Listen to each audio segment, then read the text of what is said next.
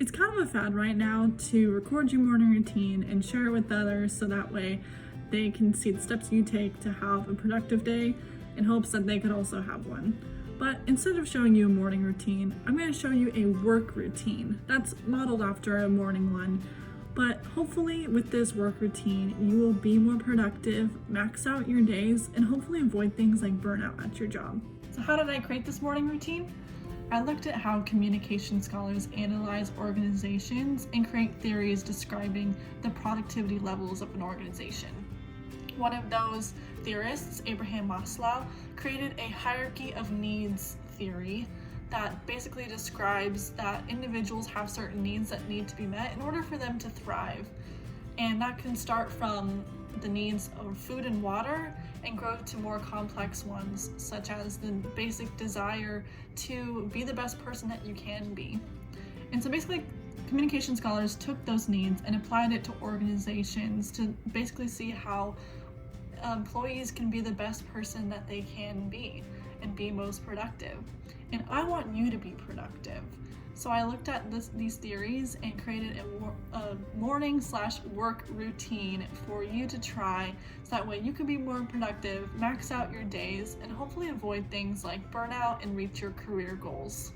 The first step is to eat your breakfast. Just like it's important to eat breakfast to have the right nutrients for you to survive the day and even be productive, it's important to also have those types of needs in your work. And those are called the physiological needs, as well as the second step in the hierarchy, which is your safety needs. So basically you want to take care of your body in order to survive and be productive at work. And so, that could mean eating food, having rest breaks, having water and access to those things is also safety in your organization.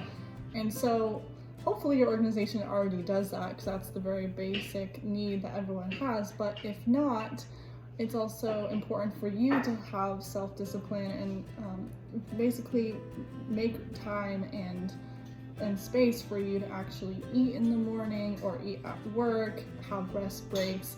Even if you need to get stuff done, you need to also take care of your body, because if you're not taking care of your body, how are you supposed to work? And without working, you're not being productive. So it's first and foremost important to make sure that you are taking care of your body at work. Step 2 is to have some quiet time. Just like it's important to establish a relationship with God as you're reading scripture in the morning, it's important to establish relationships at work. And it's actually a need that we want. We want to have that love need met, which is under the affiliation need in Maslow's hierarchy of needs. So I want you to make relationships with your coworkers. And if your organization doesn't really give you a space to do that, I'd encourage you to, again, have some quiet time and really focus on how you can serve the people that you're working with. And again, if your coworkers, maybe it's a little difficult or something, it's okay. Just at least trying to figure out a way to serve them could be really beneficial and hopefully satisfy that need for creating relationships and having that love need met. Step number 3 is to work out. Just like it's important to work out in the morning to get your blood running and kind of get a sense of accomplishment, it's important to have that accomplishment need at work. So that is known as the esteem need in Maslow's hierarchy of needs. So basically the esteem need is the idea that you want to have the sense of accomplishment either given from yourself or from your coworkers and managers. And with that sense of accomplishment, you tend to be more productive. And so, in order to kind of get that work out at work, even though you're already working, it's important to kind of take log of your accomplishments. So, just like when you're working out and you take log of your gains, your goals, your failures sometimes, how you want to improve your body physically, do that with your work as well. Look at your goals, look at the company's goals, look how you're meeting those goals, look at your accomplishments, your failures, how you can learn, make improvements, and kind of treat your job as a body that you're kind of wanting to work towards something greater. And with those accomplishments that you log, you'll tend to feel better and want to be more productive. And also, I think your managers and coworkers will see that too. And if they don't, and if your work doesn't actually meet those needs, show them your accomplishments, show them the things that are important, and maybe you could even work through some goals together with your manager or boss. The next need in the hierarchy of needs is called self-actualization, which basically is the idea that you have a desire to become the best person that you want to be and that everything that you could be. And you could do this through exercising creativity and giving responsibility and basically really giving back to your organization as well. And sometimes organizations make space for that, but other times they don't. And so basically, step 4 in this process is to get dressed.